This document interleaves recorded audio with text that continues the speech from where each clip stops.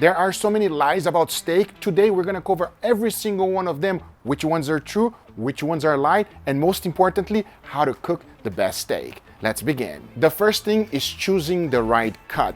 Just because a cut has an incredible amount of marbling might not be the best one what you're trying to do. Take for example a Japanese Wagyu A5. That is a steak that you should be eating with multiple people and not just yourself. Why? Because it is extremely rich. A ribeye, which is what we're going to be cooking today, as you can see right here, I have these two beautiful ones, is one that will go with anything. If you want less fat on your steak, then a New York strip has more beef. Cooking it on the grill, almost any steak is good enough. So make sure to use the right cut for the right method. Biggest myth you will hear from anybody: let the steak come to room temperature before you even start. That is not true. I just pulled these steaks out of the refrigerator right now. These steaks are currently at 42 degrees Fahrenheit. If I leave them outside in the refrigerator for 1 hour, it's not gonna come to room temperature. It will raise only 10 degrees. So that should tell you everything you need to know. Now, the best way to cook a steak. This is very controversial. There's not only one way to cook a steak, everybody. There are so many different kinds. Take, for example, the reverse sear. You basically cook the steak in indirect heat first, and then you go ahead and you put a sear on it, and you finish it off. That is a great method, but it takes a long time to do it. What I'm doing right now is I'm doing a front sear. This cooks the steak really, really fast. However, you do get a little bit of gray band. Right now, I'm putting a nice sear on the steak and getting it ready. Then I'll cook it in an indirect heat to finish it. Salt draws out moisture.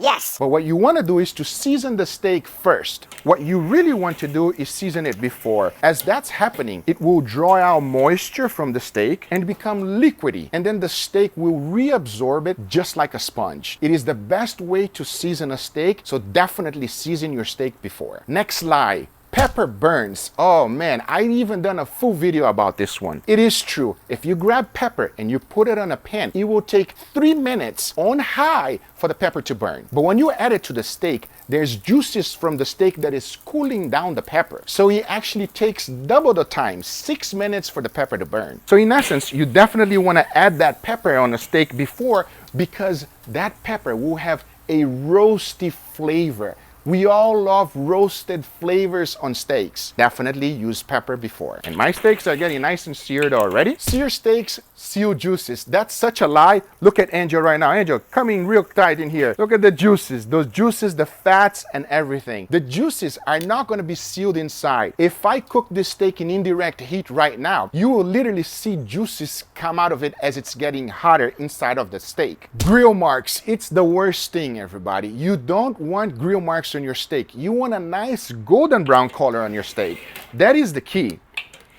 I want you guys to pay attention on these two beautiful steaks that are being seared right now. I mean, take a look at this steak right here. Nice golden brown color. That's what you want versus burned hatch marks. Get it hot, but not too hot. Is this true or a myth? For the grill, if you're searing steak, you want it as hot as possible. For the pan, you don't want it too hot. You run risk of burning the seasoning on your cast iron, and it's not gonna be good because you won't have enough time to develop the caramelization that we all love. So to recap, for your grill, extremely hot, but for your pan, not too much. The next one drives me crazy, which is flip a steak only once. No. You have to flip a steak as many times as necessary. As you are flipping the steak, you are actually cooking the steak evenly. And most importantly, it is giving you a visual cue of what's happening so that you can stop at the right time. This is probably one of the worst things most people do. They think a crunchy crust is better crust. You want a golden brown, nice, soft crust. If it is too hard whenever you're taking a bite, it is not enjoyable. I've done this with multiple people, and the results always are the same. Nice, soft, golden brown crust is the way to go. So pay attention to that crust. Get it nice and beautiful as long as it takes, and avoid burning it. Burning crunchy crust, it is not desirable. This is a good one. Medium rare steak will kill you. It's still alive and oh, it's mooing. It's not. A better steak is medium rare. Believe it or not, inside of the steak is very, very safe to eat, even raw. The problem is the outer crust whenever the steak is cut. That is one of the reasons why we sear steaks. So having it medium rare is the best way to have a steak. However, we don't judge. If you like your steak medium or well done, it's okay. You're not getting the best results, but I understand why a lot of people don't like to eat it that way. Now I'm talking a lot and give you guys as many pointers as possible, and at the same time, these steaks are fully seared already. Now here's a really good one, and this one is for you, Gordon Ramsay. Measuring your steak doneness by poking on your hand, on your cheeks, on your belly, on your butt, wherever it might be. That doesn't work. If you are a professional chef like Gordon Ramsay and you have cooked thousands of steaks, that will work because you know exactly what to look for. But because Gordon Ramsay has done it so many times, he doesn't need a thermometer. We normal people do. But with time, you will develop the knowledge of pressing the steak just like this, and by pressing it, you will know if it's medium rare or not. All right, let's take a look at these two beautiful steaks right here. I have a bone-in ribeye, right, which cost more money because of the bone, and I have the same exact steak, which is a ribeye and no bone. So the thing is, bone-in steaks are better, taste better, are more delicious. Oh my God, that is such nonsense. It's not true at all. What it is true is that the bone will help insulate the steak, leaving this part right here of the steak a little bit more rare than this part of the steak here. But it does not affect the flavor, or is it a better steak? Not at all. Now I'm gonna let these steaks cook in indirect heat because I already got the sear that I'm happy with, and I'm looking for an internal temperature of 135. You must take your steaks out a little bit before, because as it rests, it will also climb up a little bit the temperature. If you want to eat your steak immediately after it comes off the grill, eat it. It's your steak. Now the question is, will it be better? No, it won't. Because if you let it rest, you are compromising the temperature of the steak,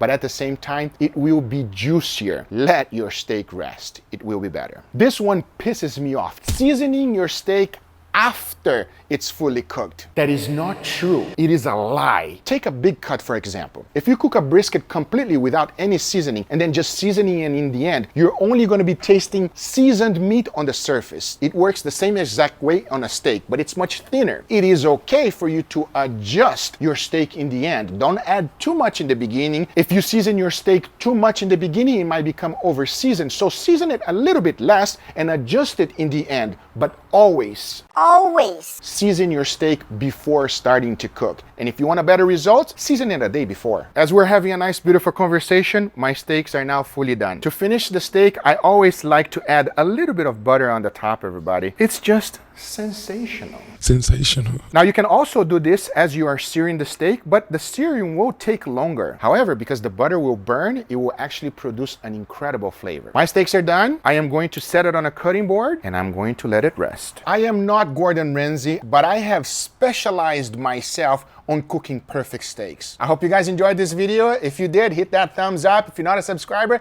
be sure to subscribe. Remember, everything I use is always in the description down below. And we'll see you guys on the next one, because now we're gonna chop it up as we're hungry. Happy holidays.